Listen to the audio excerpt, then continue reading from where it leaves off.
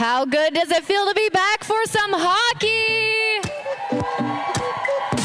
We are going to have so much fun today. Right now, San Jose, I need you to get loud. The guys are taking the ice right now. Let them hear ya.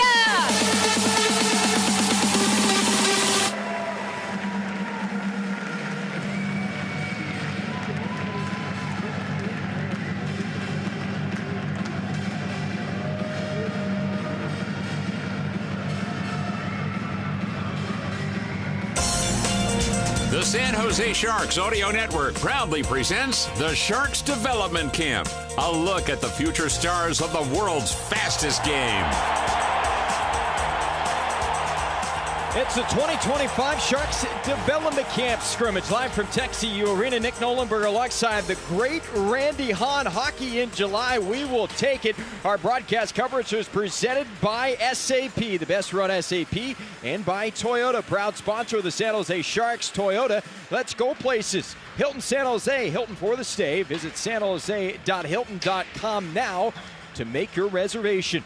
Kaiser Permanente, get care like a pro. Kaiser Permanente, official team physicians of the San Jose Sharks, and by Ticketmaster. Check out the full schedule of upcoming events at Ticketmaster, the official ticket marketplace of the San Jose Sharks and the National Hockey League. Nick Nolenberger alongside Randy Hahn. It's nice to get hockey in July, isn't it? It's great. This has been a little bit new for me. I think last year I was out of town during Dev Camp.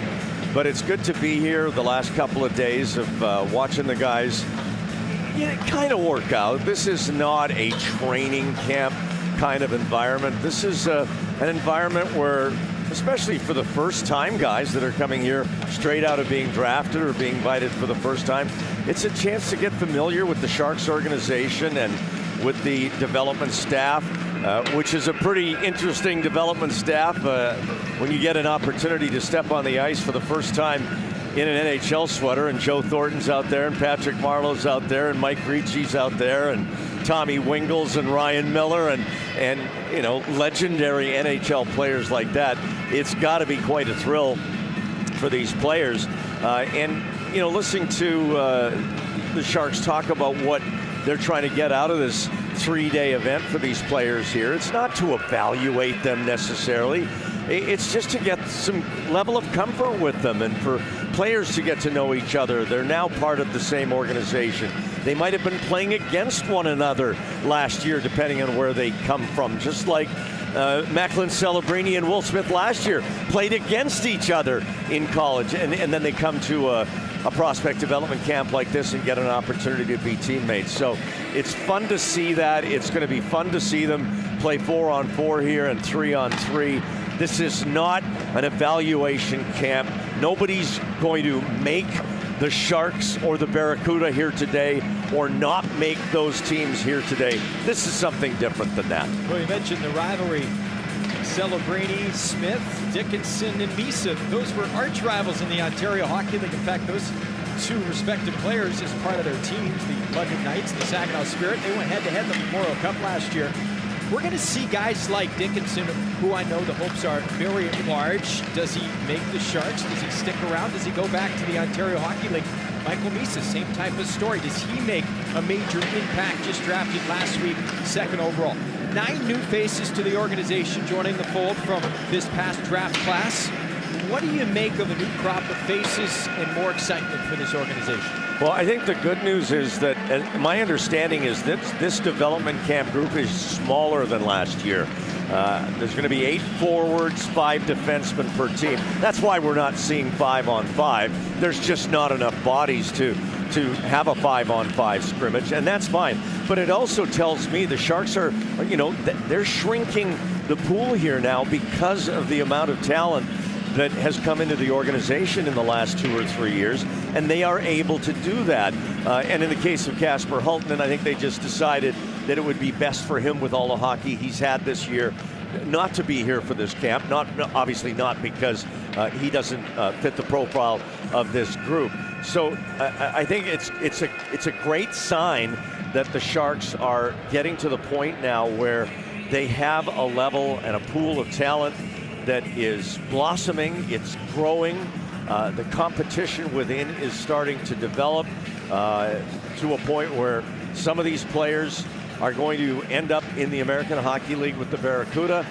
And who knows, some of the players we're watching here today certainly are going to get some NHL games, even if it's just 9 games and they go back to junior, or they end up making a decision to go to college, or they're going to make the NHL, or there's going to be players here that we, going into today's scrimmage, we don't even think of them possibly being an NHL player next year that could shock us all, not so much today, but come rookie camp when they're re-invited in September to come to rookie camp, and may come out of nowhere and find a way to get to the NHL. It's happened before. It happens all around this league.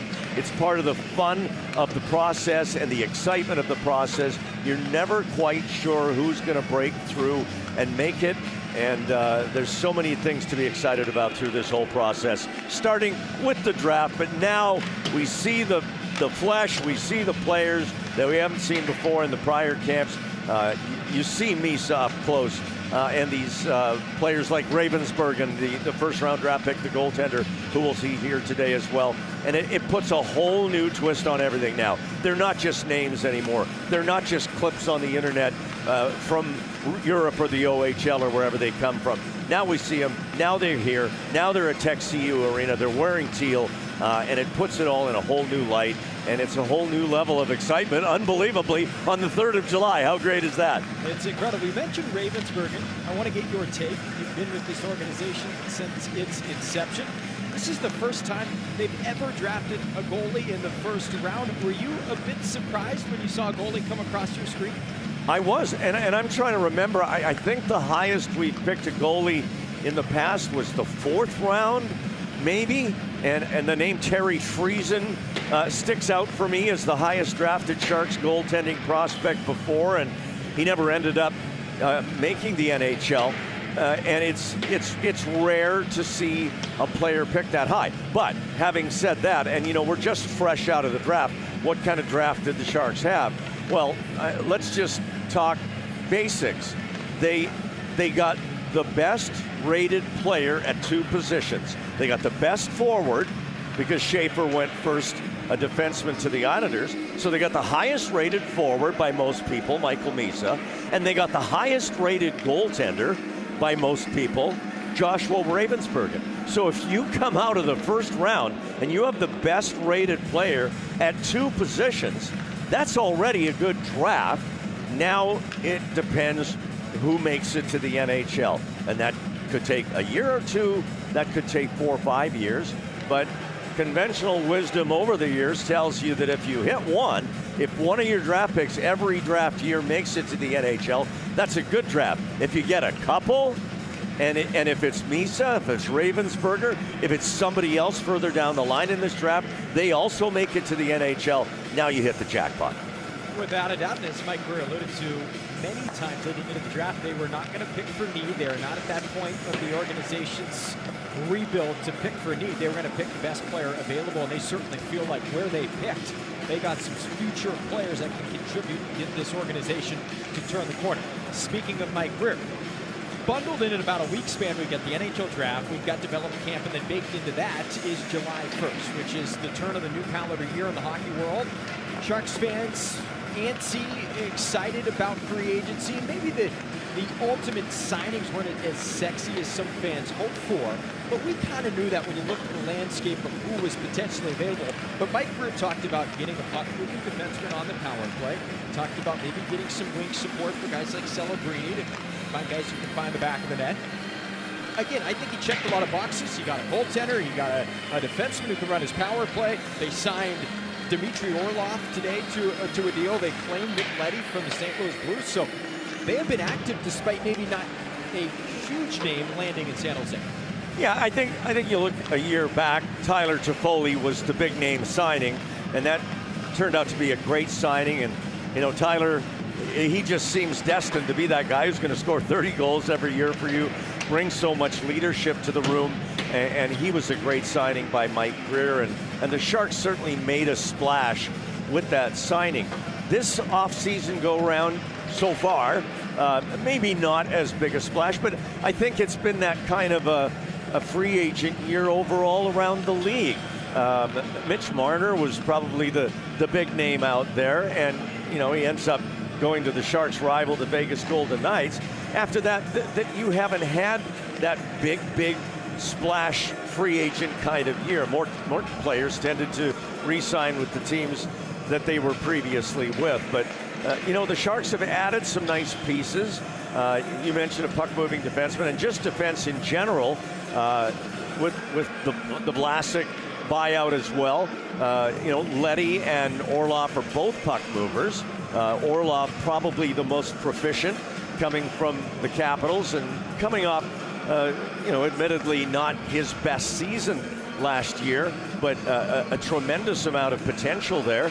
You've got 2 Stanley Cup winners. We forget Nick Leddy won the Cup with the Chicago Blackhawks back when the Blackhawks were a Stanley Cup caliber team. Both guys in their mid-30s and bring a lot of experience. And of course, Orlov won his Cup with Ovechkin with the Capitals. So you add some other elements to the room aside from just what they're going to do on the ice. You bring in championship pedigree. And Jan Rutta was another guy that had that Stanley Cup as Toffoli did when he was in the room, and that's an invaluable intangible for a player to bring. And now that he's gone, you bring in 2 more cups as well. So along with the other moves that Greer and his staff made around the first of the month, a couple of days ago, I like the moves. As you said, they not as big a splash as last year, but what it also does is it gives opportunities to players in the organization. If you're a player on the Barracuda who is trying to break through the ceiling, they all are. That's why they're playing there. They're trying to get to the NHL.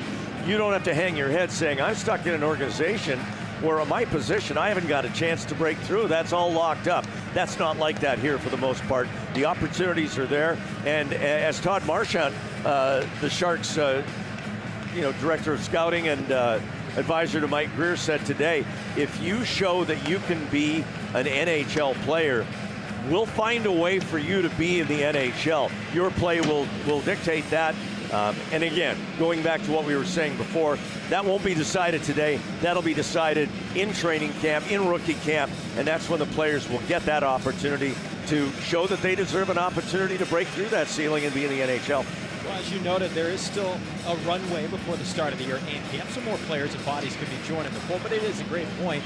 You want to reward the young players, too, for all their hard work and give them a legitimate opportunity to try to knock on the door and push for an NHL job. But it does feel like the Sharks, at this point of the rebuild, maybe next year, maybe even the summer after, is when they really start going for one of those bigger names.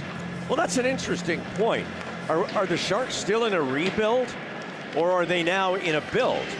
And there's a difference there between rebuilding and building. And I would argue that the rebuilding phase, the mindset has pivoted, has changed. And now they're building. And they have building blocks. Not to say that, you're not constantly trying to get better. The Florida Panthers are trying to get better. And they won the Cup back-to-back years. But I almost feel like, as a Sharks broadcaster, I want to veer away from the vernacular of rebuild. I feel like maybe that's starting to be in the rearview mirror, and now this organization is building. Bottom line, you finished in 32nd place 2 years in a row. So, and that allowed you to pick first overall and second overall and get exceptionally talented players in Macklin Celebrini and we think in Michael Misa, and we're about to find out over the next few months. But now you can start building. You've got material. You've got clay. You've got an opportunity to mold and grow. You've got veterans slotted into certain in certain spots to help these players along. And I'm excited about it. At the end of this coming season, 25-26, I don't think the Sharks will be 32nd. Will they make the playoffs? That's a huge ask, because if you're predicting that, then tell me the 8 teams they're going to finish ahead of to make the playoffs. It can happen, but that's probably on the unlikely side of the equation. But part of building is getting better and passing teams in the standings. And I look at this coming season as a year to build rather than rebuild. Good point. I believe you're spot on. And when you get a guy like Mac and Celebrity, it kind of changes the tone, I think, of the organization. That goes a long, long way in realizing maybe the rebuild is over, and now you can really start to rise a little bit. We're going to come back in 30 seconds live from Texio Arena. It's 2025 Sharks Prospect Scrimmage. NHL fans, give yourself some great looks this season and get San Jose Sharks tickets at Ticketmaster. As the official ticket marketplace of the San Jose Sharks and the NHL, Ticketmaster has a wide selection of tickets available for every game so you can catch all the action live. If your plans change, you can sell or transfer your tickets, and mobile tickets make it easy to get into the arena in time for puck drop. With Ticketmaster, you'll ensure that when they shoot, you'll score. Get tickets today at Ticketmaster.com/NHL.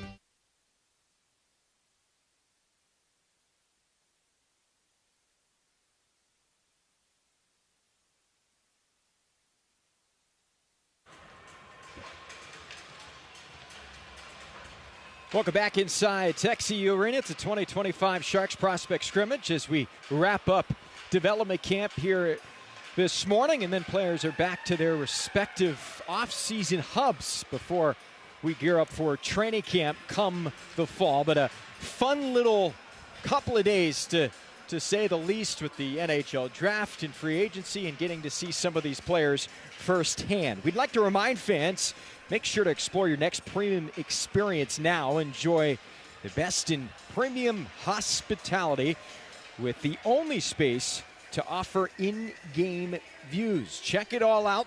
Sharks Premium options include the Penthouse Lounge and so much more. Go to sjsharks.com for more information. Nick Nolenberger alongside the great Randy Hahn.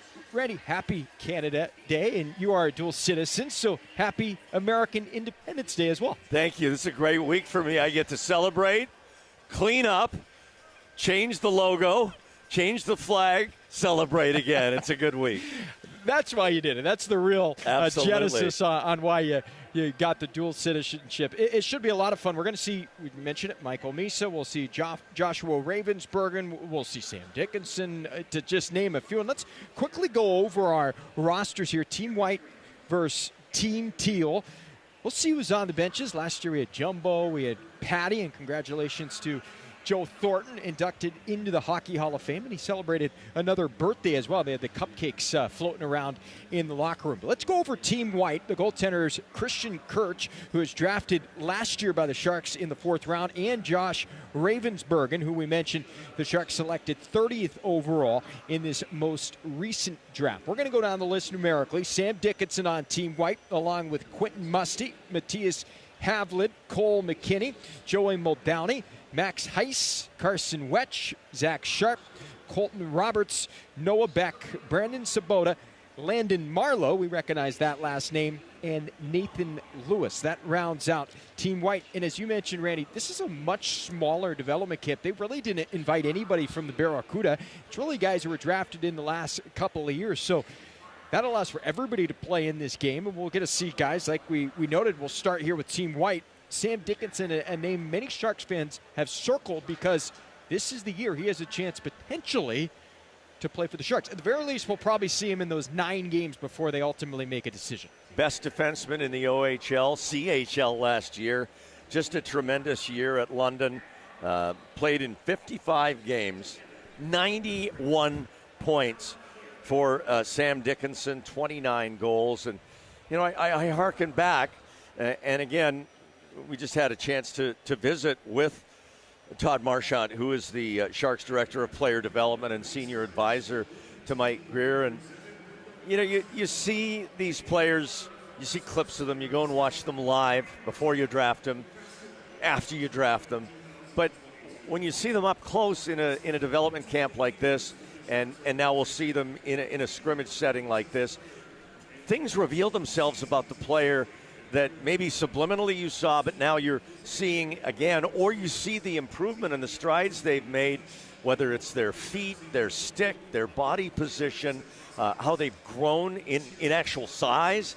And Marchand was talking about Dickinson today and noted some of those things, seeing changes, positive changes in the players. So I'm really excited to see Sam. I'll tell you another guy who I'm excited to see, and he's on Team Teal, and you'll get to him, and I think you know who I mean. Haoxi Wang, who you mentioned, you saw him just maybe a clip or two, and then you were taking in practice yesterday.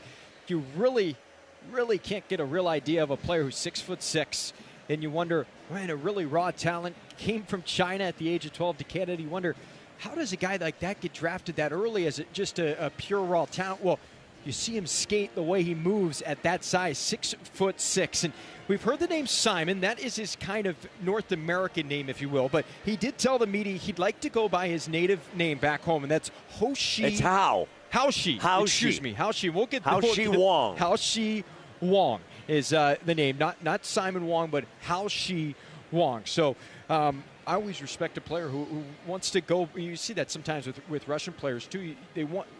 You want to have your name pronounced correctly when you get to a certain level. So let's dive into Team Teal, and he is on this team. The goalies are Matt Davis and Jake Pilon. Pilon is a tryout player. Davis signed to an AHL contract out of Denver, a two-time national champion. And then numerically, Igor Chernyshov, really exciting player the Sharks drafted last year. He's going to be pushing for NHL opportunities this year. Michael Fisher, defenseman. David Klee, forward. Eric Polkamp, a defenseman. Teddy Muchin, who was just drafted in this past draft. Richard Gallant, and then Haoxi Wang, as Randy mentioned. We'll certainly keep an eye on him. It's hard not to at that size. He's just 17 years of age. He'll turn 18 later this month. Michael Misa, of course, who the Sharks took second overall. He is on Team Teal, wearing number 77. Reese Laubeck, the San Jose native, junior Shark alum, had a great season this year at Penn State. He's on Team Teal. Nate Miskey, Brendan Fitzgerald, and then a couple of tryout players, Ivan Zanvernjuk, as well as Libor Nemetz, 96 and 97. So I do want to tip my cap to the hockey operations. They only gave us a couple curveballs when it came to last names. We've seen a lot worse in years past. Yeah, that it's not too tough. And I've got to mention, as they're resurfacing the ice now after the warm-up here, the San Jose State Marching Band is in the building live. This is not a recording. And it's good news and bad news. The good news is that they're here. The bad news is the reason that they are here is they thought Drew Remenda was going to be with you on this broadcast, and they wanted to give Drew the appropriate greeting with a full marching band. But Drew, hopefully no problems getting across the border, but he's back home in Saskatchewan, either mowing the lawn or on the back 40 harvesting the wheat, although it might be early for that. No name has been brought up more to me this week than the great Drew Remenda. Everybody's asking where he's at. Is he going to be calling the game with you? Have you spoken to him, or should we do a welfare check? Actually, I did on the way here, good. And he did not pick up, which 100% meant he was working out. I know he was. Either that or shining his shoes. And or pre-pressing his ties for the regular season. That's a possibility as well. But I checked, and not more than 30 seconds ago, his name popped up on my screen calling me back. So evidently at the time, not listening to our live broadcast. Perhaps if he's not on himself, the broadcast is dead to him. But maybe now that he knows we're on, he's tuned in. Well, when you do talk to him, tell him I say hello. I will. I'll give him your fondest regards. It's our 2025 Prospect Scrimmage as we wrap up development camp. Nick Nolenberger alongside Randy Hahn. Last year we saw Macklin Celebrini in this game. We saw Will Smith. And you can't make huge proclamations off a scrimmage where you're playing 4-on-4 and 3-on-3 as we'll play in the second half of this scrimmage. But you do see glimpses in tools with players in these type of settings. And that's something I'm looking for. I want to see some of the abilities that Michael Misa possesses. Oh, yeah. I mean, that's what makes it fun. You've got the 4-on-4, 3-on-3, and players love that. I think on both sides of the puck, and it makes it obviously more challenging for the goaltenders as well. But I would think they want the work and they want to show what they can do. I think it's a great format. and it's 4-on-4. Then we're going to have an intermission, and then we go to 3-on-3, as I understand it. So that's going to be a lot of fun, and you'll see guys trying stuff that they probably would try and practice, maybe do in a game, but maybe not. And in 5-on-5, obviously, it's less likely that the opportunity of time and space is going to be there to try and do some things. But we could see some real fun stuff for us and for the fans here in the rink this morning. And if the game is tied, we will have a shootout to decide a winner for the Marchment Cup, which has become an annual trophy given out for this game. Plus, I love this wrinkle. If there's penalties, there will not be penalties served, instead a penalty shot with the opposing team chasing down the shooter, to my understanding. I believe they'd start either the blue line or the goal line. Either way, they're chasing down the shooter to add a little bit of pressure from the backside. So that's kind of a fun little element they have added as well. This is the Todd Marchand, who's the director of player development for the Sharks. He's the mastermind behind this. He chooses the 4-on-4 format, the 3-on-3, the 4 quarters, and you had a chance to kind of take in some of his conversation with the media before our broadcast, before you jumped on here. Yeah, and he's had a lot of experience at putting this together, over a decade in this role with the Anaheim Ducks. So he's gone through this prospect development camp process many, many times and knows exactly what he's doing. He's dialed in. He's pumped. He's excited. Today is kind of the culmination of all the planning that's got into it, a chance for the guys to really express themselves on the ice. I'm interested to see how physical it is. My guess is, I don't know, it will be like an all-star game, lack of physicality. Certainly won't be like a regular season game. There's no, it's unnecessary. You don't want to risk injury for something like that. And I asked him, there are teams in the NHL in this development camp process that don't go on the ice.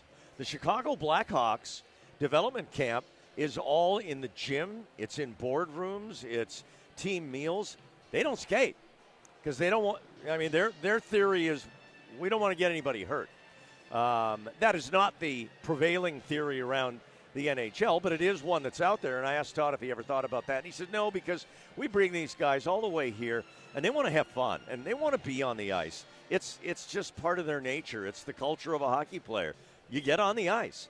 And, some of them have had their break already from their seasons, a couple weeks off, whatever each individual player believes is best for his body and healing to take off.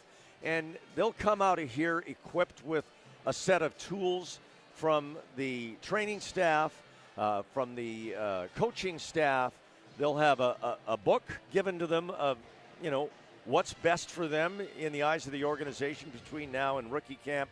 And Todd's obviously part of that process as well. But he's excited. He got me very excited for this game, just listening to him chat with all of us earlier this morning. And, great job so far. It's been a great 2 days here. And it's so exciting to see hockey fans here in the building in July fired up about this. I personally can't remember being as fired up about a development camp. Last year, obviously, with Macklin and Will Smith here, it was special, and there was an air of excitement throughout the whole organization. But it's back. I feel it again here in July. And I said to Drew on the air, I think it was in March, and we went through a tough second half of the year, and after the trade deadline, and players were moved out, and things didn't end very positively in the win-loss column this past season. I said in March, this is the first time I've ever said in March, I'm excited about next season. And I was then, and I am now. Well, it should be fun here today. We're going to see some of these prospects in the flesh. You just never know, as the competitive juices start to flow, maybe the intensity starts to ratchet up a little bit as well. The great Brody Brazil, he has been talking to these prospects all week long, baking tons of awesome content. And we'll play one of his interviews with Sharks defenseman Sam Dickinson when we come back. Live on the Sharks Audio Network. This is the Sharks 2025 Prospect Scrimmage. We're back in a moment. Like a goalie gloving a wicked slap shot, Western Digital devices capture your data and hold on tight. Our line of SSDs and hard disk drives feature robust hardware encryption and password protection to help keep your data safe in the face of a wide range of threats. It's like having an all-star attendee for your important files and favorite content. Western Digital, a proud official partner of your San Jose Sharks. Coors Light presents To Chill or Not to Chill. When your friend bets against your team, end the friendship. Or choose chill because you're drinking Coors Light with your buddy. Coors Light, choose chill. Celebrate responsibly. 2024 Coors Brewing Company, Golden, Colorado. A podiatrist will tell you about your feet. An orthopedist will tell you about your bones. A physical therapist will analyze your gait. A psychologist will help you manage your anxiety. But what if they're all connected? What if your walk affects your hip alignment and the loss of movement affects your mental health? At Kaiser Permanente, we know the body is connected in unseen ways. That's why our doctors work together to care for all that is you. Kaiser Permanente, for all that is you. Learn more at kp.org. Welcome back inside Tech CEO Arena as we're gearing up for the 2025 Sharks Prospect Scrimmage. Brody Brazil caught up with multiple prospects throughout the week, including Sharks' top prospect in defenseman Sam Dickinson. Here's that conversation between Sam and Brody. Sam Dickinson, great to see you back here in San Jose. Not your first time, but what is your aim? What's your goal at this development camp? I think just to learn, have some fun. I think that's what development camp is really all about. Meeting the new guys who are here, reconnecting with some guys who I haven't seen since last year, and when we're on the ice, when we're in the gym, I think it's obviously to learn everything you can, but at the same time have some fun. It is at the end of June, beginning of July. Nothing too serious, so just have some fun and soak it all in. It's got to be a little bit of an inspiration to you. Obviously, you had a great last season with London, but to come here to be in San Jose where you hope to be and put on teal kind of feels like the future a little bit already, right?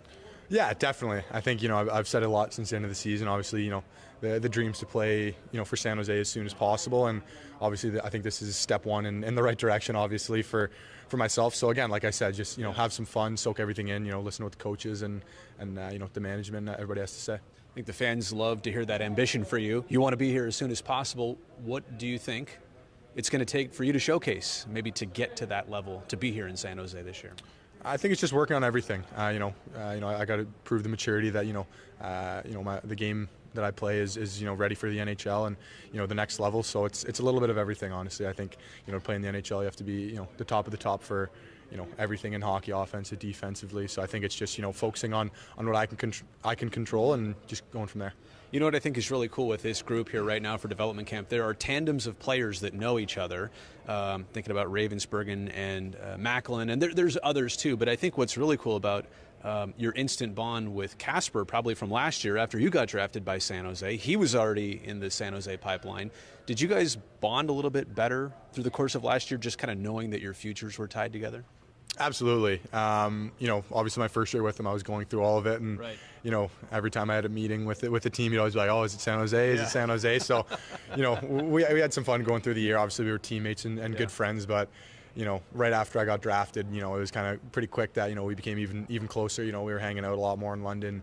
Obviously, we were here all the time together. So, a great guy to, have here for me. And, I'm sure our friendship will continue to grow over the next hopefully long time. I mean, it's important during these couple days here to learn a few things, pick up what you can, but also to make friends. I know that sounds simple, but it's kind of a big deal here, right? Yeah, definitely. Obviously, a lot of guys from last year for me who I come back, knowing a little bit, and from there it's just, you get to know them a little more and more and more. And obviously with the new guys coming in, it's the same thing. At this point, it's just, getting to meet them. Obviously, know a couple of them from playing against them for, whatever it may be. So, yeah, like you said, just, meeting new guys and having some fun. I like you in these interviews, by the way. Did you know you're good at these media sessions? I've been told I'm all right at them, so I guess I'll take that, yeah. All right. Well, now we're about to be tested. We're going to get into the fun section of this interview. All right. Favorite rink or sheet of ice you've ever played on? Man, that's a good one. It's a cheap out answer, but I think I have to go with the rink in London, the Canada Life place. It's become my home in hockey for 3 years now, and I've had a lot of success there. So I think that one's got to be number one. Sentimental, I get it. Have you ever had a chirp so good that you used it twice? I'm not really the chirping kind, I don't think. Okay. It started, my dad didn't like it. He didn't like when I did it. He thought it was, whatever. So I'd listen to him. So I've never really been a big chirping guy. I kind of just get out there and, I'll just go play hockey, I guess. Really? Sometimes you get a little into it, but maybe some of the things I say I can't repeat. Got it. Last one, and this is a good one. Is it ever okay to share a toothbrush with somebody else? Absolutely not. I have my toothbrush in the hotel. I hide it in my bag. Just now that you've said that, I'm hiding it in my bag just in case somebody wants to try that, and I don't think I'd ever reach for another guy's toothbrush. Like, there's no reason on earth. Like, there's never a good reason for that. I'll use my finger before I borrow somebody else's toothbrush. Yeah, I mean, it's a toothbrush at the same time. It can't be that hard to go out and find one. There's got to be a convenience store or something within 10 minutes. That was the right answer. You had a lot of right answers. Sam, I appreciate this. Thank you. All right. The San Jose Barracuda are gearing up for an electrifying 2025-26 season. And there's only one way to get closer to the action. He'll control, wrist one through, they score!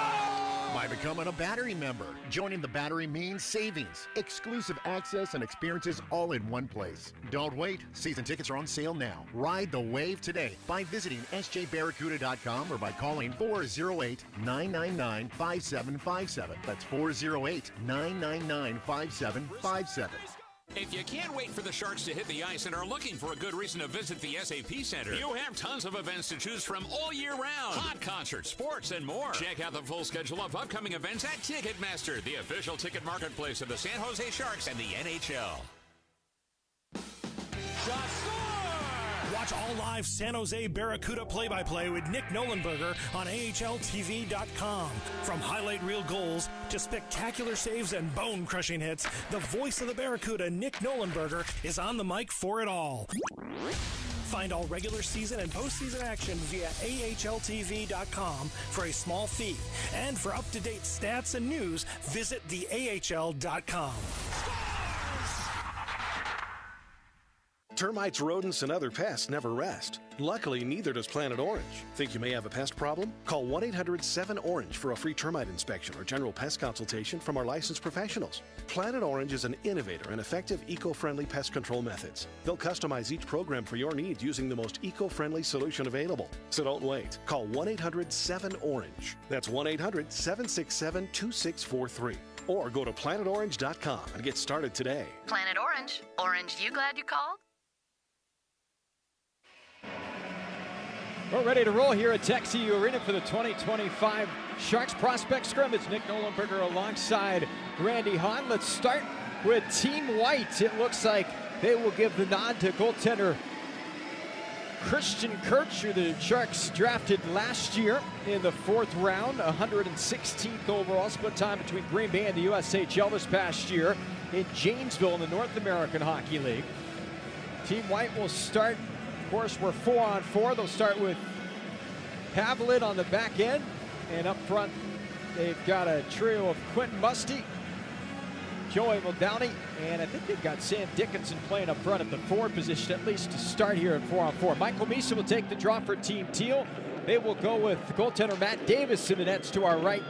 Team Teal has Chernyshov, Fitzgerald, as well as Misa and Polkamp on the ice as the puck is down, and we are underway on this Independence Day New Year's Eve as Polkamp punches one through the 5-hole in an early start. Polkamp was kind of the hero of last year's Prospect Scrimmage, and he gets things started less than 30 seconds into this first quarter. Nice feed from Michael Misa.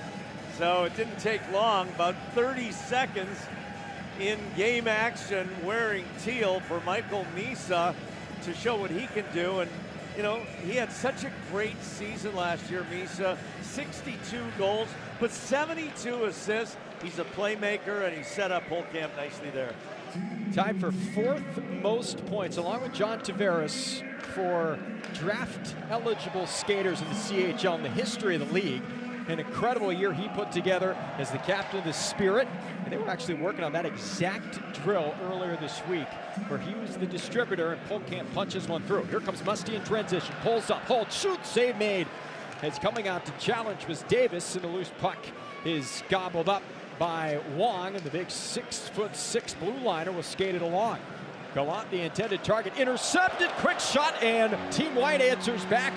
Blocker side goal off the stick of Nathan Lewis, tryout skater out of Ohio State. Nathan's a big guy, 6'6", 210 right now. He's an 04 born player, 21 years of age, and didn't play a whole lot last season. 27 games for the Ohio State University, couple of goals. He ties it here with that shot. So a quick response, a couple of goals. It's a running clock. Again, we're playing essentially 4 quarters. First half will be 12 minutes in length, 4-on-4. And coming out of the halftime break, we will shift to 3-on-3, and it's 10 minutes in length for both quarters, running clock. So tied at 1-1. Puck rushed up the near side by Fisher. He'll carry it up and over the line into the attacking zone. Rimmed up high to the point, Gallant. Gallant just drafted by the Sharks last week. Polkamp blasts one wide. Nicknamed Al, and that's in honor of Al McInnes because he's got a howitzer. Could be Ally Afraidy too. It's a good point as Polkamp will rush or work the puck rather back up the wall. He started at Bemidji State, transferred to Denver, wanted to be a little bit more challenged. Part of a very good Pioneer program. A couple of national championships over the last few years as the puck is skipped towards the net, tipped wide by Fitzgerald of Team Teal, and Team White will look to break out of its own zone. Heiss will skate it up the wing. Laid back towards his blue line. Reeled in by Colton Roberts. Returned back to Roberts. He'll go rink wide. Team White in the neutral zone. It's rolled down into the corner. Carson Wetch will get in on the forecheck. He finishes his check on the end wall. That was Brendan Fitzgerald who took the hit on the end boards. Emmett's nearly forced to turn over. Now Havlin will pick the puck up and wheel it back for Sam Dickinson. Dickinson will gain the line, top of the right circle. Nifty move between the legs, circles around the net. Dickinson surveying his pass into the feet of a defending member of Team Teal, and now Havlin has it, returns it back for Dickinson. And Randy, you see with 4-on-4, so much extra real estate. Dickinson trying to wrap on the far side. Now Havlin back for Dickinson. Another move as he swings it between his legs. Back up top, return to Dickinson, and he fanned on the one-time bid. Well, we said it. Guys are going to try things, and Sam Dickinson on that shift there, a couple of nifty moves. And can he move? He's got great feet. Puck rolled back into the Team White third of the ice. Musty coming off the bench will reel it in. Quentin Musty is eligible to play in the American Hockey League this year, so he'll be with one of the two teams, either the Sharks or the Barracuda, and we get our first offside. Got to mention the coaching staffs here, Nick. For Team White, Joe Thornton and Patrick Marleau. How exciting for those players down on that bench. You look over your shoulder, and you're looking at one soon-to-be Hall of Famer, Joe Thornton, and Patrick Marleau might be next on that list. And then on the other bench for Team Teal, a couple of NHLers as well. Tommy Wingles and Lucas Misa. Quick shot from the left side by Zach Sharp, just off the frame. Sharp won a national championship last year at Western Michigan. Muldowney down the right wing. What a breakout season he put together. 29 goals for Muldowney. Played his college hockey this past year at UConn. Second most in the country in goal scoring. Here's a chance in tight. He tried to pick the upper short side corner, but he just lofted it too high. Pulled back in by Noah Beck, signed out of Arizona State at the end of last year. Intercepted. Misa will guide it along for Chernyshov. Chernyshov coming down the wing, protecting the puck, put it on net. And Kurtz the save, and it's forced back to neutral. Chernyshov using his size there, protecting the puck very well. Got a quality scoring opportunity. It was a nice save. Chernyshov and Misa with that built-in chemistry, teammates last year in Saginaw. Now Polkamp to the net. And how often do you see that when you already have a drafted player, then you see another guy drafted maybe the next year because all the scouts and development guys have been watching the team all year long? Now Dickinson. Give it off left side for Cole McKinney, second rounder of the Sharks this year. Now for Roberts, his shot and a good stop is pinched along the side by Matt Davis and held on. Well, as we thought, minimal body contact here, both in open ice and along the boards, but that's not what this is all about. This is almost a reward for the players after 2 days of drills and going through some of the more mundane things, a chance to go out here and have some fun, and they've been having fun already. Here comes Team White back up the ice. A couple of quick goals, but since that point we haven't seen any offense. McKinney in the corner, played at the U.S. National Program this past year. They were really excited when he was still available in the second round. Played back into the Team Teal defensive zone. Brendan Fitzgerald will play it along, and it's rushed through the neutral zone. Team Teal will gain the line, shot in on Kirsch, and he'll reel it in and cover up under 5 to go in this first quarter. Well, I think it's been a good pace. We did have the 2 early goals, been some good scoring chances since then, but as you said, everybody's settled in a little bit, the goaltenders as well. Face-off draw, 1 to the point, kicked out by Kirsch. Juicy rebound, and he's able to secure it, and he didn't like the extra whack as he dishes it right back out. Kirsch splitting his time last year, originally from Switzerland, played in the NAHL Junior League, and then in the USHL at Green Bay last season for Kristen Kirsch. Although back home they would pronounce it Kirsch, because in Swiss or Swiss German, the word Kirsch translated is cherry. But he's going to go with Kirsch here in North America. And he's committed to UMass, a couple of years away from joining the Minutemen, as he'll be back in the USHL this year. Gallant will skate it through neutral, give it off right wing side as it's returned back to Gallant and directed just wide. Team White will try to ride the wave, but the pass off target, and it was intended for a Max Heiss, icing against Team White. I know that about Kirsch because Kirschwater is cherry liqueur.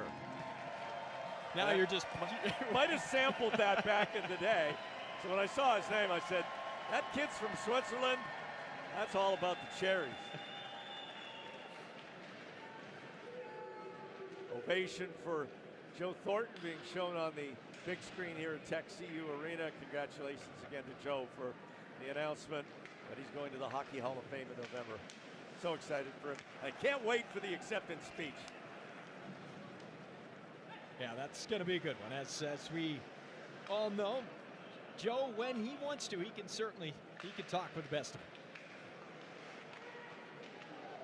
Back on the way, 1-1 is our score. 2:30 left here in this first quarter.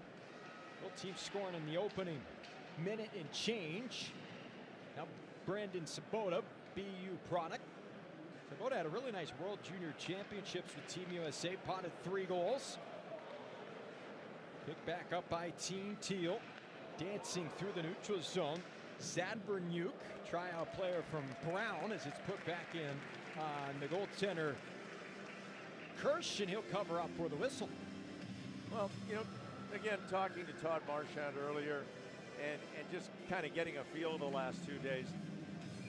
The on-ice coaches, and it's Thornton and it's Marlowe and it's Wingles and Ricci and others, this is not about teaching these players systems, about the way that they would play in San Jose or with the Barracuda. It's about working on their details. And it's not about the X's and O's that they'll get to when real training camp happens, rookie camp happens in September. Now Misa over the line, trying to dance his way through. Good stick there by Quentin Musty. Pulled back in by Misa. Couple of OHL products. Back to the point, Chernyshov. Chernyshov protecting, giving back for Misa. Poke free for Chernyshov, laid down the wall. Return, Chernyshov, quick shot, good stop by Kirsch. Pulled back in by Musty. We're under a minute to go now in this first quarter. 1-1 is our score. Team White and Team Teal as Musty will skate it back to the neutral zone and lay it back into his own offensive third. He'll peel away to make a change. They're not tracking shots on goal, but I get a feeling that Team White's goaltending has been a lot busier here than Team Teal's. Back up the right wing side. Lawback had it. Lost it to Dickinson, but he gives it away on the point. Fisher pulls up. Good play, but then his stick lifted. Gets some support from Wang. He'll skate to the right dot, and he lost it to Dickinson.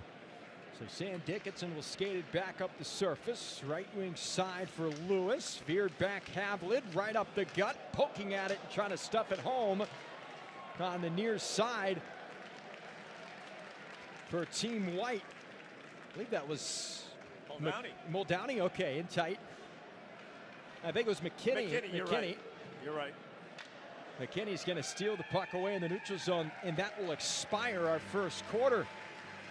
So a couple of quick goals, but after that, both goalies settling in. But I think you're right, Randy. Team Teal seemed to have the edge in that first quarter. The next era of San Jose Sharks hockey is here with a new generation of talent hitting the ice. There's never been a better time to lock in your seat for the future because it's bright and it's Teal. The Shark Pack, an 11-game quarter season plan, gives you access to the Sharks' rising stars, the biggest matchups, and the electric energy at SAP Center. Futures Teal, be a part of it with a Shark Pack. Initial thoughts, Mr. Hahn, after a quarter of play? It always seems a little weird saying a quarter, but that's what we're doing.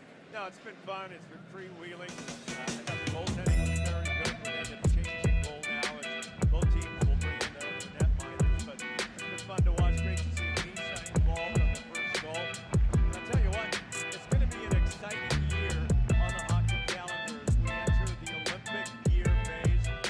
The news yesterday that, and we all knew that the NHL was going to the Olympics in Italy next February, but it was made official finally on paper.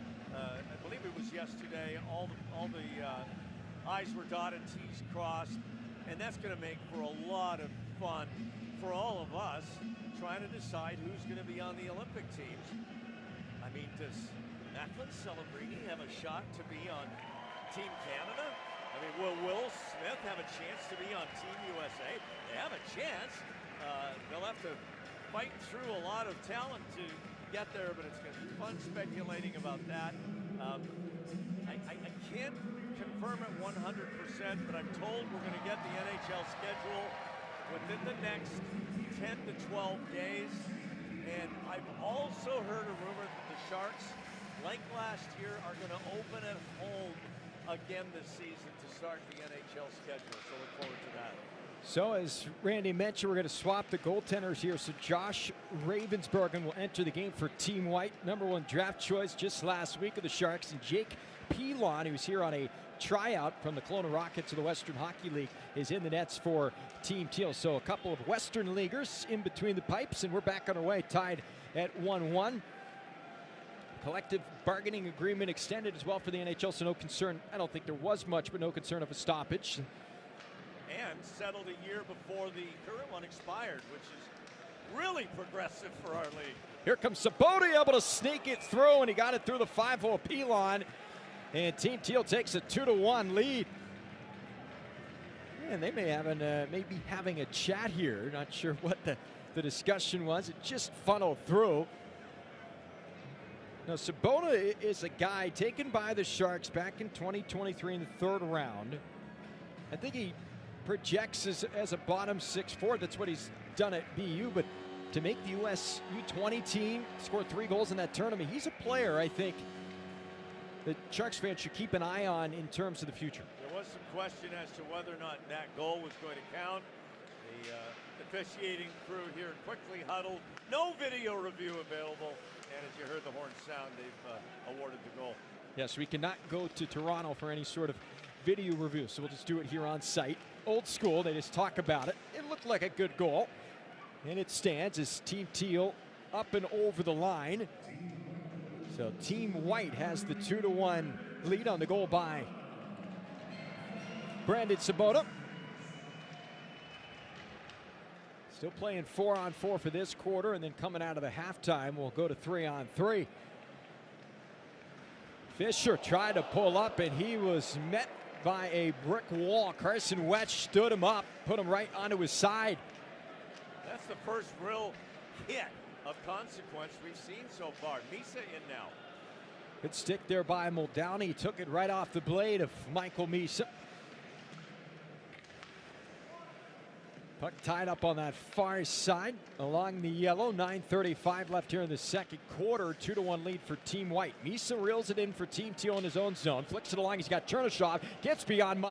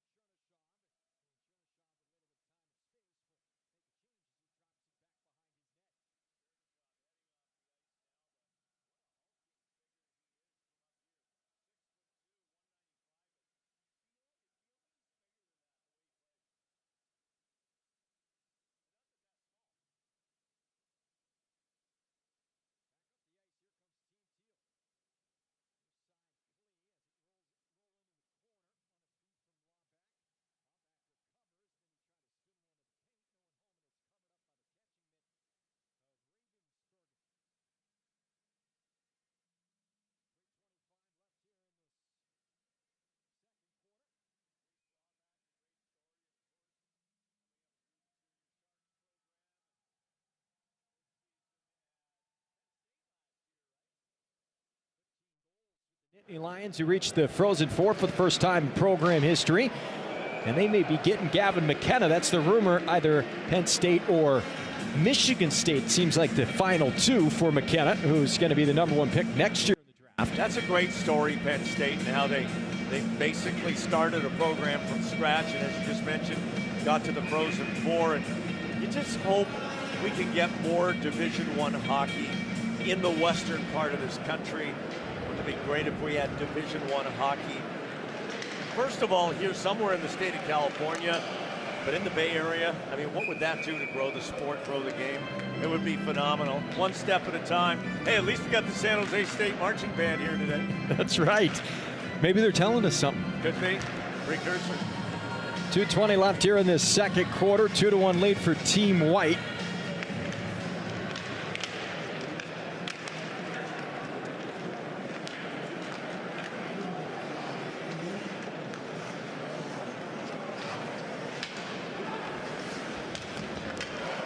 In tight, reaching out the right pad is Pelon, and he keeps it out. Landon Marlowe with a great scoring chance there. Almost tucked it home. Son of Sharks legend Patrick, and Patrick is on the bench coaching his son here this now early afternoon. I'm wondering, is this the first time Patrick has ever coached his son in any kind of a game? It might be. That's a great question. I know he did coach for a little bit with the junior Sharks, so I wonder if he ever coached Landon. I think he did. I think he did. Landon, an invitee to this camp, and it was great to see him and Patrick out there the last 2 days. Now Gallant rips one wide, back to the neutral zone. Fitzgerald. Brendan Fitzgerald, he's got a family tie as well to this development camp. His uncle Scott, part of the Sharks brass. Up and over the line, Sabota. And a quick backhander just wide. We're under a minute to go in the second quarter. It's a 2-1 lead. Less goals than maybe we anticipated. Here's a turnover. Good stick by Zadvernyuk, working in to the backhand. He scores. Wow. Zadvernyuk showing off the soft mitts as he works to the backhand and tucks it home. Ivan Zadvernyuk from the AC at Brown University last year, originally from Moscow in Russia. Big man, 6'3", 200. Silky mitts on that one, Nick. A LA Junior King alum.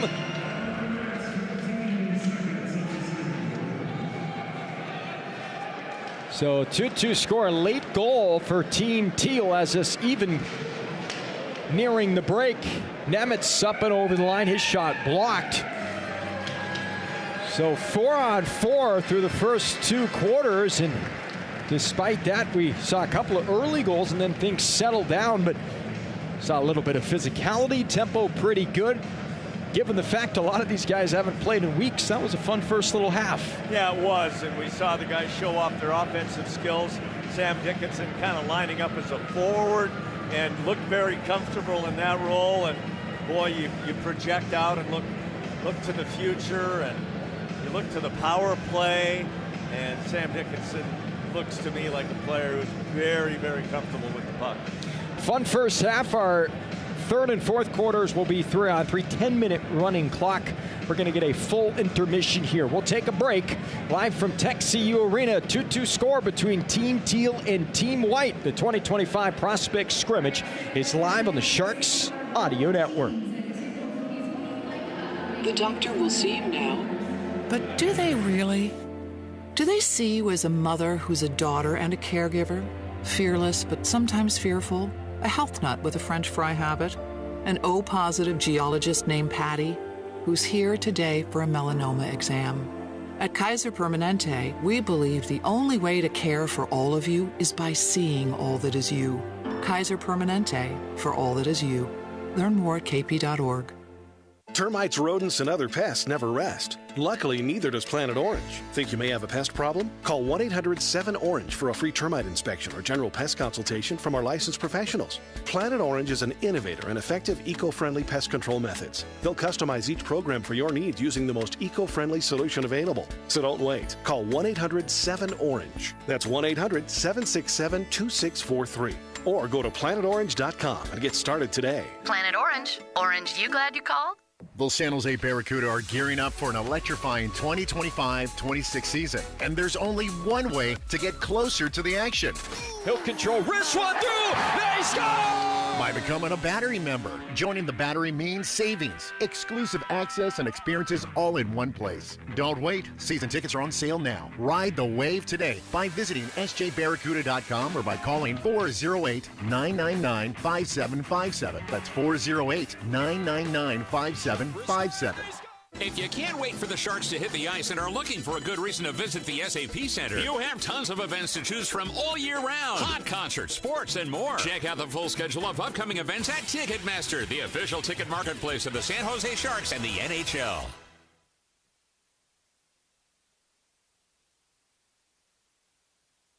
Welcome back inside Texie Arena. 2-2 score through 2 quarters. As part of this 2025 Prospect Scrimmage, we've got 2 more quarters to come. Those will be played 3-on-3, 10 minutes in length with the running clock. If we can't decide a winner, we will have a shootout to wrap this Prospect Scrimmage up. Brody Brazil talked to prospects throughout this week as part of development camp, including goaltender Josh Ravensbergen, who the Sharks drafted 30th overall in this past draft. Played his junior hockey last year in Prince George in the Western Hockey League. Here was that conversation with Brody. So as we record this, we're only a couple days removed from you being drafted 30th overall by the Sharks. As you go back, what was the experience like? Have you started to realize what actually happened? And how many people reached out to you afterwards to congratulate you? Yeah, I had quite a few texts and messages from lots of people, that I used to know and guys I'm still friends with now. So it was really cool, and just go through it, hear my name called, unreal feeling. Still looking back, kind of a blur. It's so cool. Now that you're here, does it feel more real to walk in this building, to put on Sharks gear? Does it start to actually feel tangible? Yeah, it starts to feel real. Seeing the rink, meeting new guys, and putting the gear on with the Sharks logo, really cool. And great experience so far. Lots of fun. So one thing I didn't realize, in fact, I may have actually seen this segment, but I didn't put 2 and 2 together. You actually recorded something for Bar Down with Michael Misa. Was that like several months ago? Yeah, at Top Prospects. Yeah. Sure, I think November, end of November-ish, yeah. So, you and Michael knew, was that the first time you guys met shooting that segment, or how far back did you go? That's the first time we met, yeah. Yeah, that was. What are the chances of that you two were out there having fun doing it was kind of a skills competition for him, and they needed a goalie, and you were out there too, but who knew you both would be drafted by the same organization? You were both here at the same time. I know, yeah, cool. That's cool crazy, sequence of right? events. Yeah, it is kind of crazy. From the player standpoint, what's appealing about being drafted by the Sharks? Are you kind of aware of just the organization, where it's been, where it's at, also where it's going, and who's here right now? Yeah, it's exciting. There's so many good young players that are part of the organization, and for the goalie coaching here is really good. So I'm excited to kind of meet everybody and get on the ice with the coaches and kind of see what they see and kind of get to know everybody a little better. So I'm just super excited to get going. Evgeny Nabokov is a beauty. Despite what anybody might say, total beauty. All right, 3 fun questions for you here. I'm going to kind of go at random. I'll pick 3 out. How about this one? Your best go-to cheat meal, right? You take care of yourself with nutrition, but if you're going to have a cheat meal, what's it going to be? Big Mac from McDonald's. That's right. Every once in a while, like if I'm sitting at home, I'm hungry, DoorDash it. You crave a Big Mac? Yeah, every once in a while. Yeah. I'm the same way, except it's Taco Bell for me. Late night on the way home from a game, might stop and get Taco Bell. All right, so this one's awkward because you're a goalie, but you've seen cellies, maybe your own teammates versus the other team. Best celly you've ever seen? Ever seen? Yeah. I want to say Riley Height, like OT winner against Spoke. I think the heartbreaker, he did something that was sick. I forget exactly what he did, but I remember just being electric at the time. I think it was a heartbreaker. Like a long slide, or did he kiss the glass? What did he do? Little slide. It's cool. All right, last one here. Do you have a favorite person in hockey media? I mean, you're a player. You may not be paying attention to all the pundits, but do you have somebody who you might like in hockey media? I like watching, what's that goalie's name? Kevin Weeks? No, what's his name? Devin Dubnyk? Kasper Korpisalo. Oh, Korpisalo, yeah. Korpisalo. I think that's the guy with the YouTube, right? We'll look him up. Maybe cut it. We'll look him up. How do you pronounce that? Casimir Kaskasulo? Kaskasulo? I'm butchering this. Kaskasulo? There he is, that guy. Yeah, goalie YouTuber. So it was cool to watch his vlogs. I watched him when he was Sweden in the SHL. Yeah. Quite bad. I was butchering his, if you see that, sorry. No, that's all right. That's all right. All right, well, Josh, appreciate this. Welcome to San Jose, and can't wait to see you here sooner than later. Yeah, thanks. Okay, I'm going to look it up. Yeah, look it up right now. We'll cut this. That was Brody Brazil with goaltender Josh Ravensbergen. I had a chance to catch up with him earlier this week as part of development camp. We're in the middle of halftime as part of this Prospect Scrimmage to wrap things up. 2-2 score through 2 quarters. Yes, we're playing 4 quarters. We'll come back in a moment. This is Sharks Hockey on the Sharks Audio Network. Like a goalie gloving a wicked slap shot, Western Digital devices capture your data and hold on tight. Our line of SSDs and hard disk drives feature robust hardware encryption and password protection to help keep your data safe in the face of a wide range of threats. It's like having an all-star attendee for your important files and favorite content. Western Digital, a proud official partner of your San Jose Sharks. Coors Light presents To Chill or Not to Chill, when your friend bets against your team and the friendship. Or choose chill because you're drinking Coors Light with your buddy. Coors Light, choose chill. Celebrate responsibly. 2024 Coors Brewing Company, Golden, Colorado. A podiatrist will tell you about your feet. An orthopedist will tell you about your bones. A physical therapist will analyze your gait. A psychologist will help you manage your anxiety. But what if they're all connected? What if your walk affects your hip alignment and the loss of movement affects your mental health? At Kaiser Permanente, we know the body is connected in unseen ways. That's why our doctors work together to care for all that is you. Kaiser Permanente, for all that is you. Learn more at kp.org. Welcome back inside TechCU Arena. It's a 2025 Sharks Prospect Scrimmage.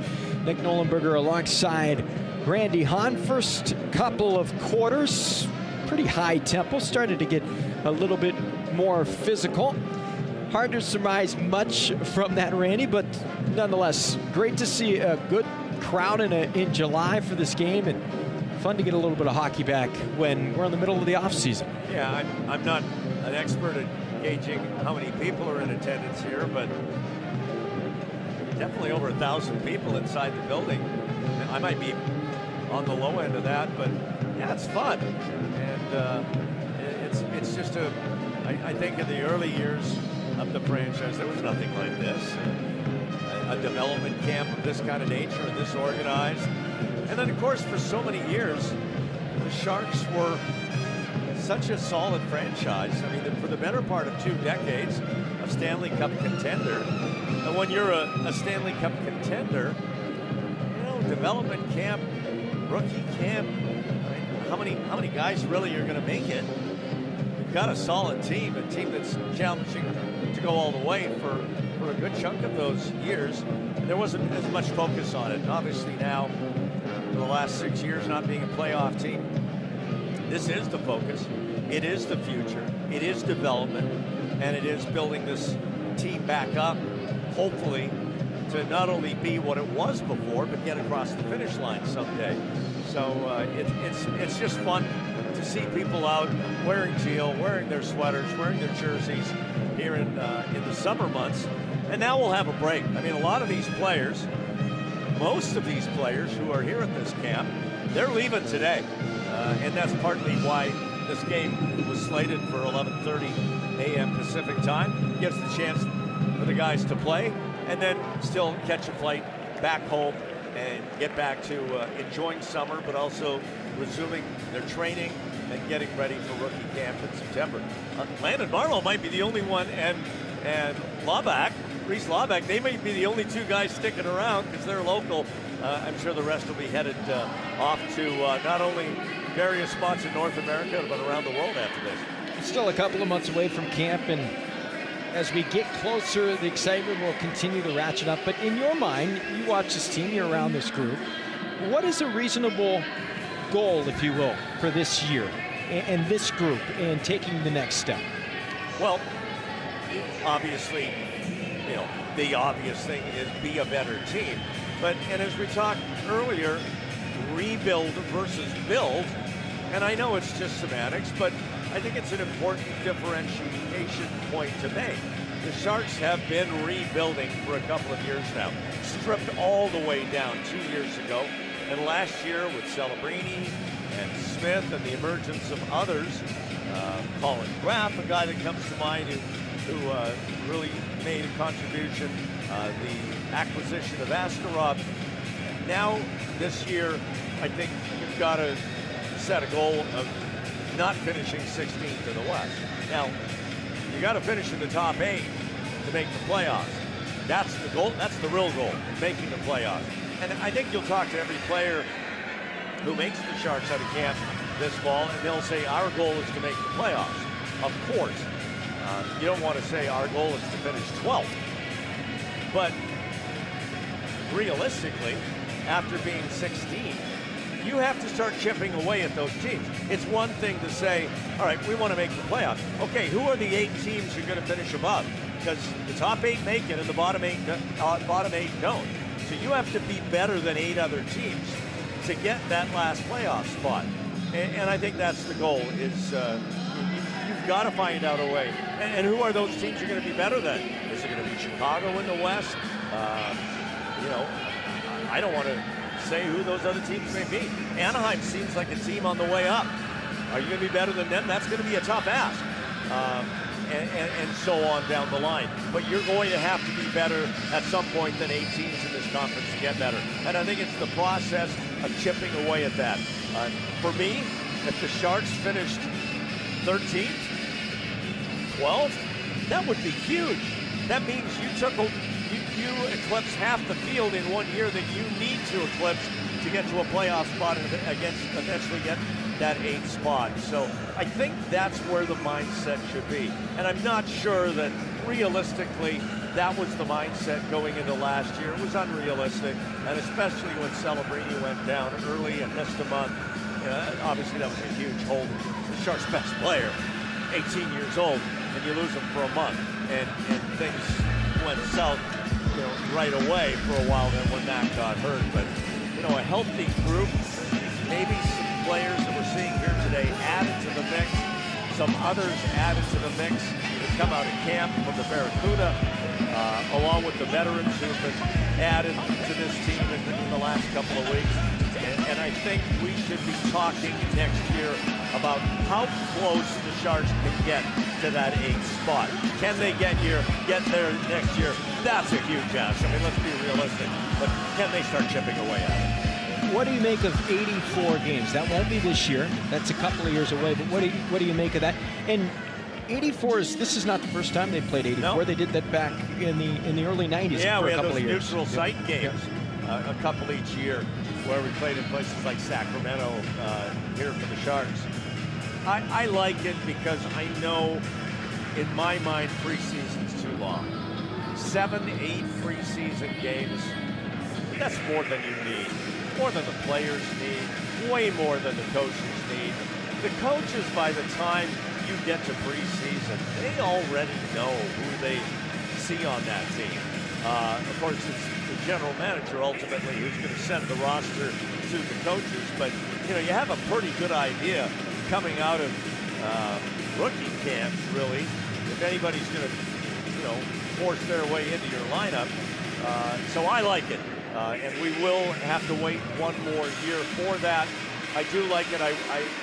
We'll start the regular season more likely in another year at the end of September. I don't know that it will necessarily allow for the Stanley Cup final to be over any earlier than it is now, mid-June. I'd love to see that, but it's tough with TV commitments from the other leagues that overlap with your commitments, and the television equation has a lot to say with when our playoffs occur and when they end. But I like adding 2 of the preseason games into games that matter. Plus, we don't televise preseason, so now those 2 games get wrapped up into the games we do televise, and that's more hockey for Shark fans. That's what I was just going to say. We get to see you 2 more times a year, which is obviously a good thing. The more honor we can get, the better. We're back in a moment with the second half of this Prospect Scrimmage, live on the Sharks Audio Network. The doctor will see you now. But do they really? Do they see you as a mother who's a daughter and a caregiver? Fearless, but sometimes fearful? A health nut with a French fry habit? An O-positive geologist named Patty, who's here today for a melanoma exam. At Kaiser Permanente, we believe the only way to care for all of you is by seeing all that is you.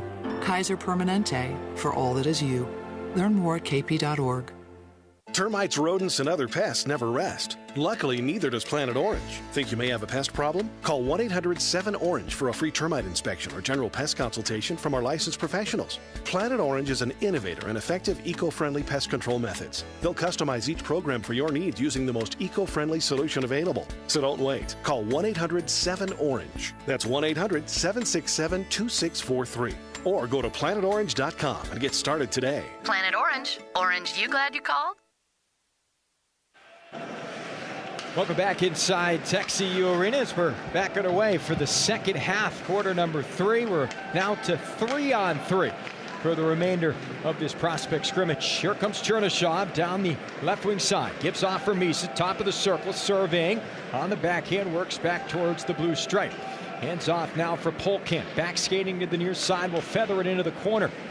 Now for Chernyshov. Chernyshov protecting, working towards the point. Chernyshov back towards the left dot, and he lost control. And I've got to imagine, Randy, you do play some 4-on-4, but these guys are probably more comfortable or in the situation more playing 3-on-3 with the overtimes. Absolutely. There's a chance for Muldowney on the backhand, and a good stop by the catching mid of Davis. Now here comes Team Teal as Polkamp tried to spin one for Misa, and it was behind him, and now a 2-on-1 back the other way. Dickinson holding, pulls up far side, hands off, left pad saved by Davis. Back to Dickinson, it's fed, poked away. Misa trying to clear, and he'll track down the puck and work it back to the neutral zone. Reese Lomback feathers it back into his third of the ice. 8:40 left here in this third quarter. Nick Nolenberger alongside Randy Hahn. Klee will scoop it up in his own zone. David Klee, 20-year-old from Castle Rock, Colorado. His dad played in the National Hockey League. Ken Klee, right? Yes, you're exactly right. 15 years in the NHL, in fact. His brother Mason actually played a couple of games with the CUDA 2 years ago. Last year he was in the ECHL with the Worcester Railers. 8:07 left here in the second period. Work back for Klee. He'll run the puck down to the top of the crease. They score. Good setup feed, and it's pushed past goaltender Kirsch. And that's a goal for Nate Miskey. Great setup feed. Miskey doesn't miss from that close.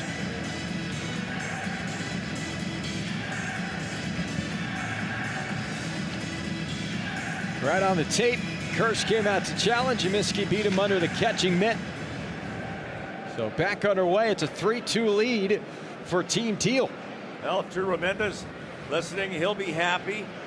Nate Miskey from Melfort, Saskatchewan. Good Canadian prairie boy. The Paris of the prairies. Exactly.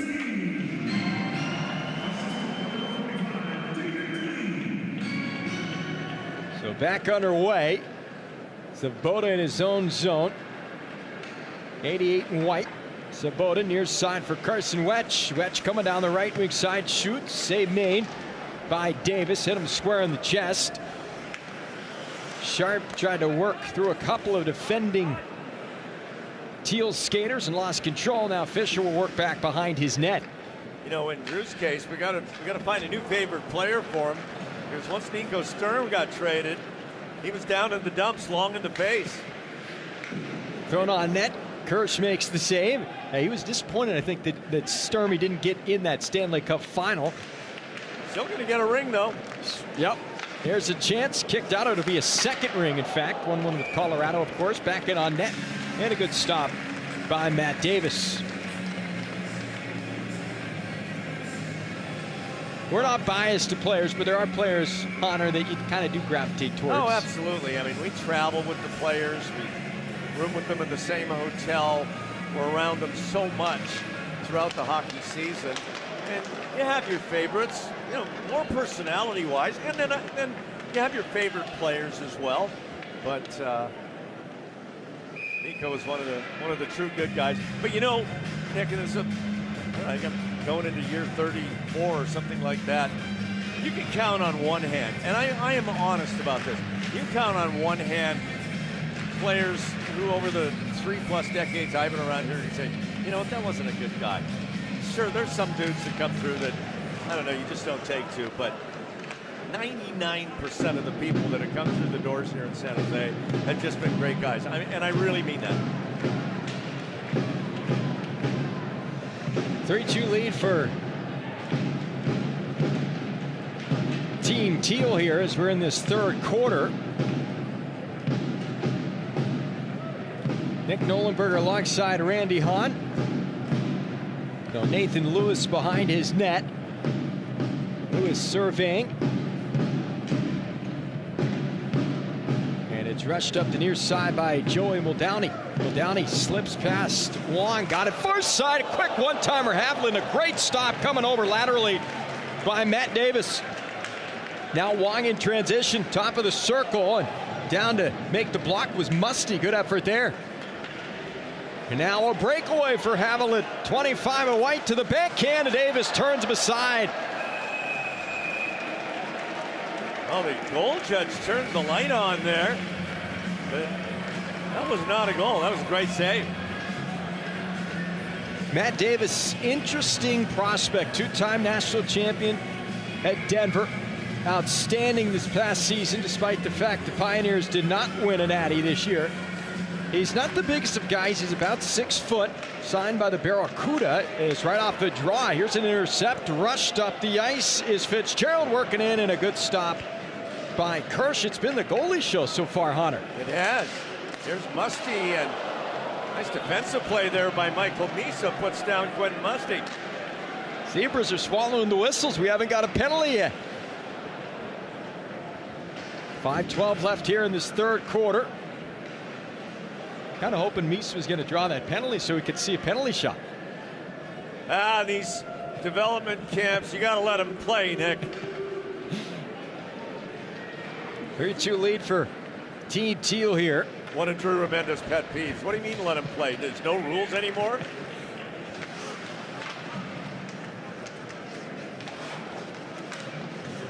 Battle on the far side in there for Team White, Max Heiss. Heiss not drafted last year, but another chance this year, and he was drafted by the Sharks out of the BCHL. He's off to the WHL and then Michigan State.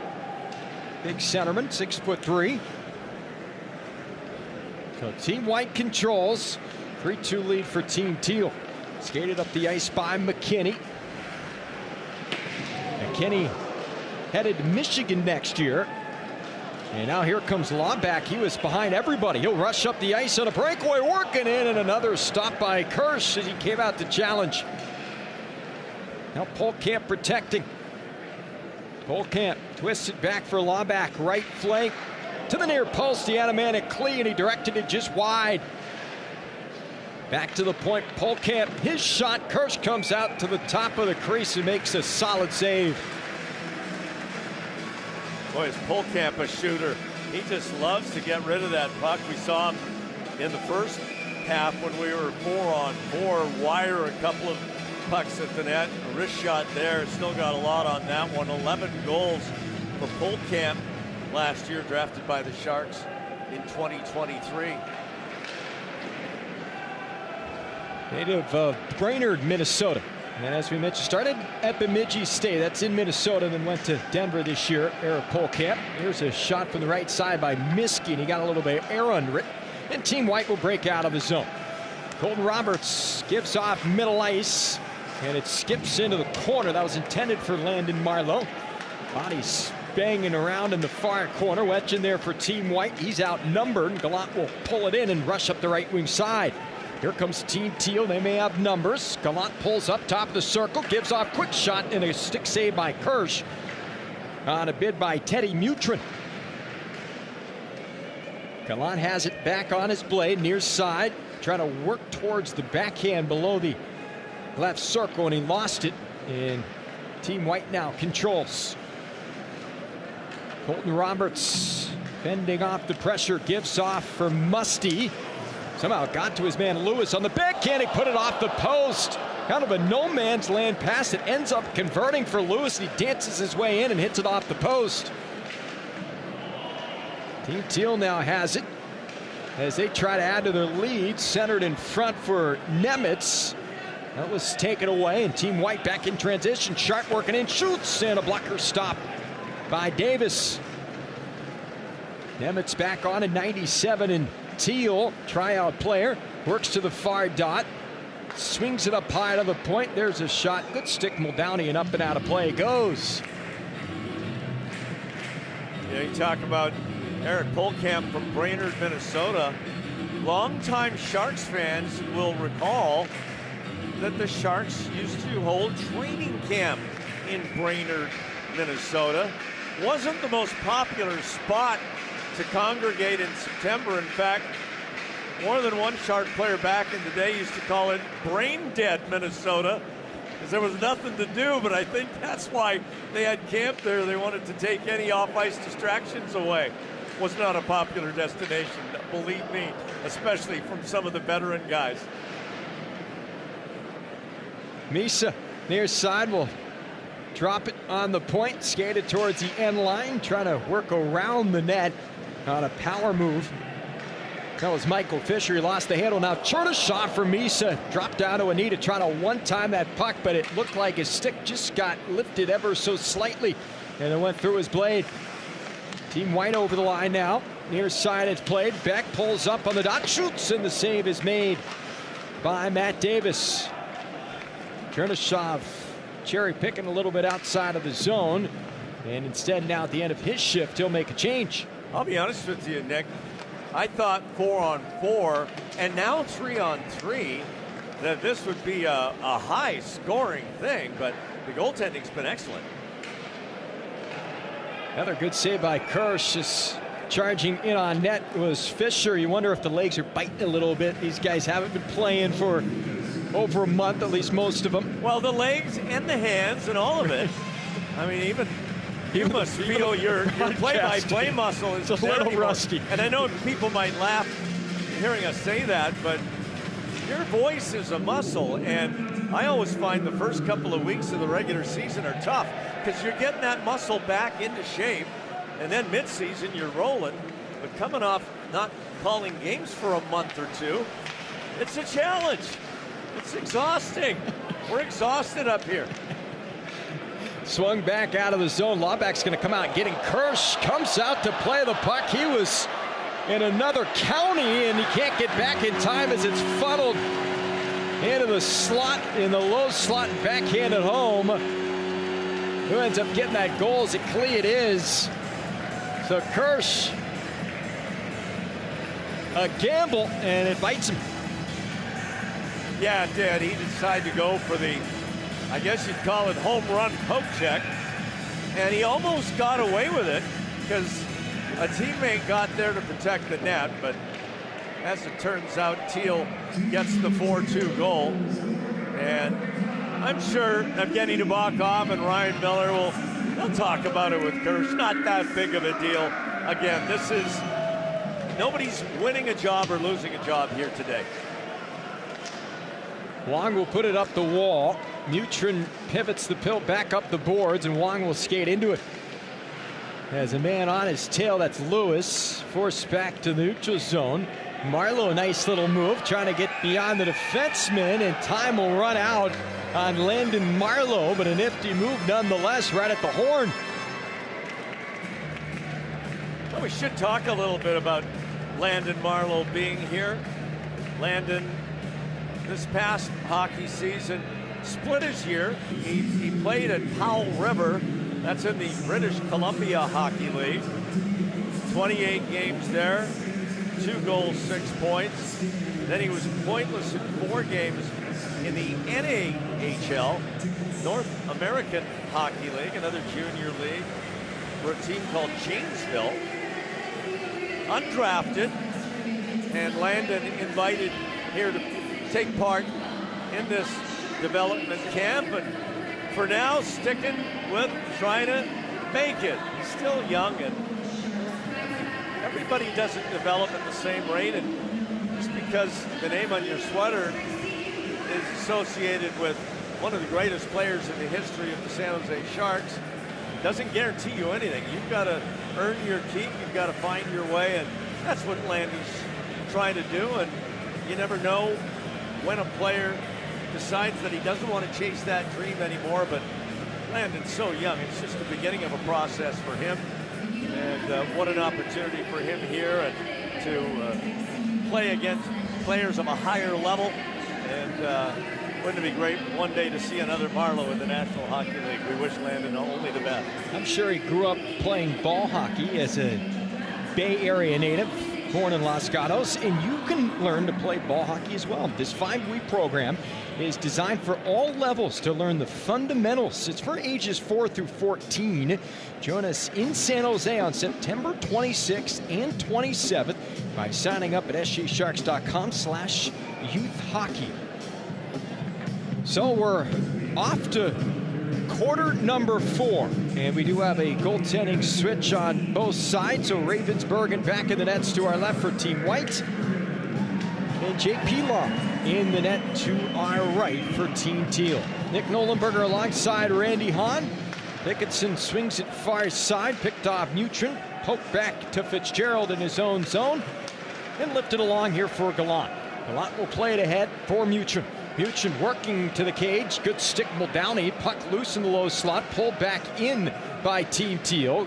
Gallant tried to twist one in front, that's picked off, and here comes Team White. Musty will lead the rush down the left wing side, slows it down, hands off Muldowney, shoots, scores! Joey Muldowney goes upstairs and beats goaltender Pilon up and over the right shoulder, and Team White is on the board, back within a goal. 29 goals for University of Connecticut for Joey Muldowney last season, and he tucked that one away nicely, top shelf. And the Buffalo area natives connect on that goal. Those two grew up playing with one another just outside of Buffalo. Lakeview, New York. Sounds like a pretty place. So back underway, 4-3 lead for Team Teal. Colton Roberts down the left wing side, he'll pull up. Roberts will lay it along to the point. And it's skated back to the neutral zone by McKinney. It's incredible, Randy, with the change in the CHL rules. So many of these guys who played in either the WHL, the O, or the Q, who could not have went off to college, are now scheduled to do so. And Colton Roberts is one of those guys, as here come Team Teal, and Polkamp just wires one home to push the Team Teal lead back to 2. That was a shot and a half. What a wrist shot by Polkamp as he goes over the shoulder of Ravensburgen, top shelf, to give them back the 2-goal lead for Team Teal. That was a rocket of a wrist shot. We've seen the slap shot, high velocity, and Eric Polkamp pulling the trigger again there. And wish we had a gun on that one, because did he ever let that thing fly? And now it's 5-3. Now Sabota down the right wing side for Team White. Tried to tuck it in short side. Save made by Pilon. Polkamp, he's 21 years of age, and when you see him off the ice, he is well built. Now his upper body, you don't see a ton of hockey players that are jacked like Eric Polkamp is, but probably where he gets some of that velocity behind his shot. Listed as 5'10", but 200 pounds. 8:07 left here in this fourth quarter. 5-3 is the lead for Team Teal.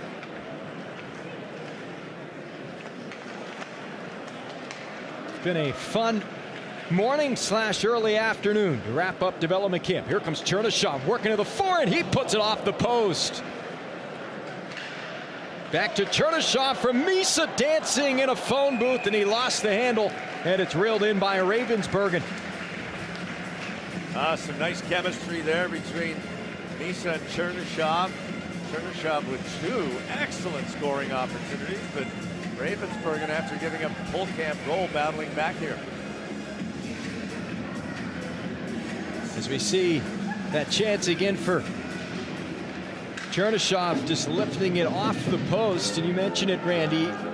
He is well built, and he looks like it. He looks NHL ready from a size standpoint. And he's just 19 years of age. Here comes Chernyshov down the wing, trying to center in front, and it's gobbled up. Chernyshov, he had a shoulder injury right before camp, did not play until almost the start of the new year. He joined Saginaw, and he just absolutely took off in his first real taste of North American hockey. He will either be with the CUDA or the Sharks this year. I would imagine he'll play games for both. 5-3 lead for Team Teal. This is our final quarter of 4 at the Prospect Scrimmage. Marleau coming down the wing. Fisher got his stick on puck. Marleau pulls the puck back in. Lays it for Beck. Beck trying to stuff it to the crease. And a bid from in tight by Lewis wouldn't go. And Team Teal will skate it back up and out of their own zone. Chernyshov fears middle ice as he gains a line. Swings it to the near side for Michael Fisher. Back for Igor Chernyshov. His shot goes off of Fisher, and it pinballs its way back to the neutral zone. Fisher back over the line. Team Teal making a partial change. Picked up by Lawback, and he just fanned on the pull of the trigger. Now he drops it for Klee, and he put it wide. Klee looking for his second of the game. David Klee, North Dakota commit, to the near side for Reese Lawback. And Lawback is going to decide to take it back to the neutral zone to allow for a change. Haoxi Wang, he'll dance his way through Muldowney, and then he lost the handle right at the final moment. Pretty elusive for a big guy. He can move at 6'6". Now a dancer out there. Hips don't lie. Havlet, far side. Now Muldowney, top of the circle.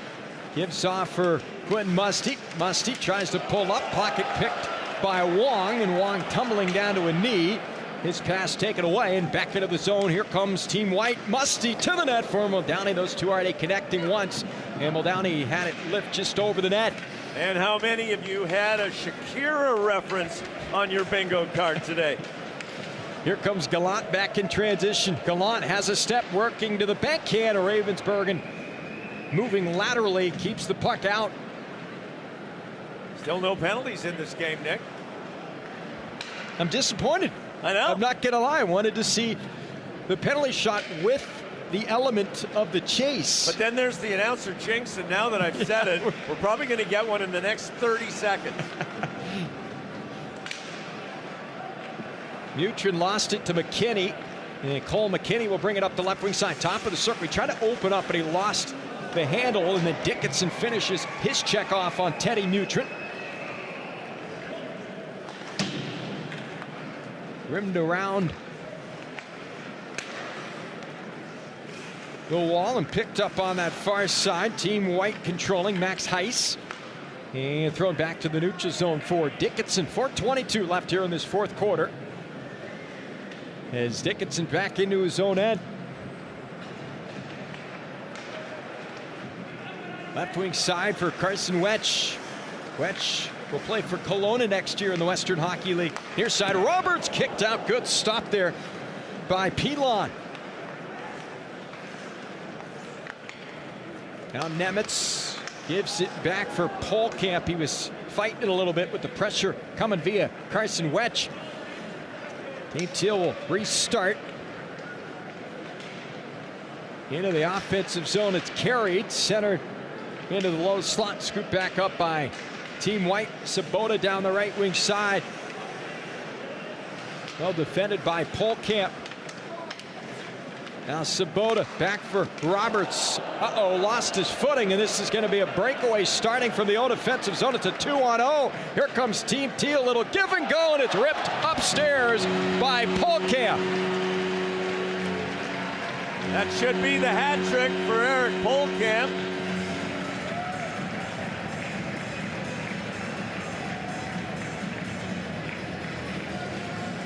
And indeed it is. We've got some hats coming out onto the ice here at Tech CU Arena. You gotta love that. A development camp game in July in downtown San Jose, and we got hats on the ice. But I've never seen an official throw it back into the crowd. One of the linesmen just did.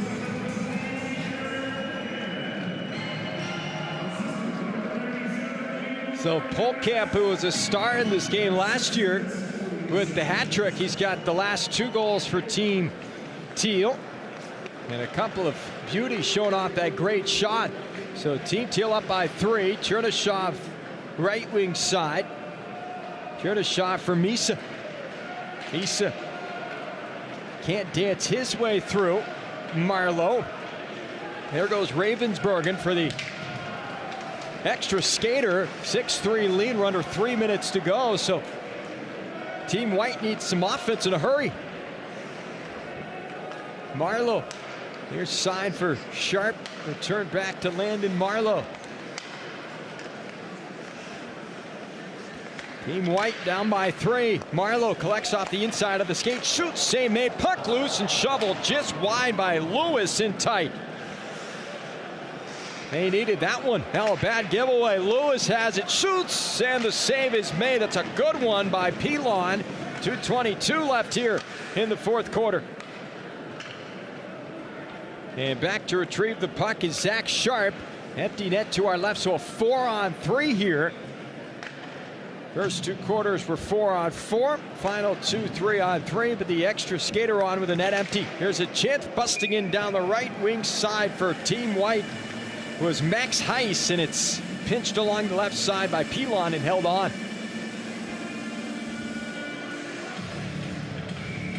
Well, things have opened up in this second half as we've gone 3-on-3, but I'll tell you, the goaltending of Team White really sticks out in this game right now. It's been excellent, and that one just wide of the empty net.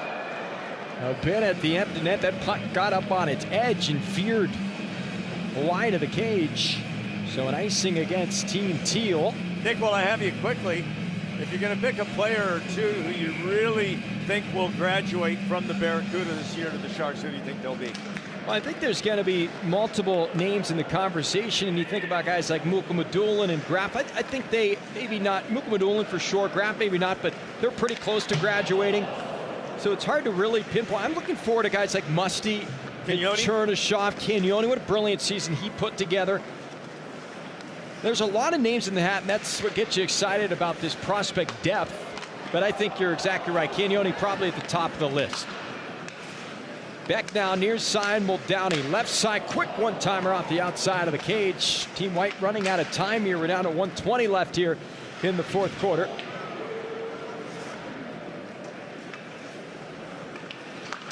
Here's a shot off the post by McKinney from a wicked angle. And a foot race to the puck. Muldowney tying up Laback, and Team White will carry the pill back in transition. Minute to go now in this 4th quarter. Team Teal up 6-3. Wetch, Musty back for Wetch, and he tipped it through the back door. It just kind of whipped off his stick and went behind the goaltender. Another chance for Wetch. This time he buries it. Some redemption. Big grin on his face.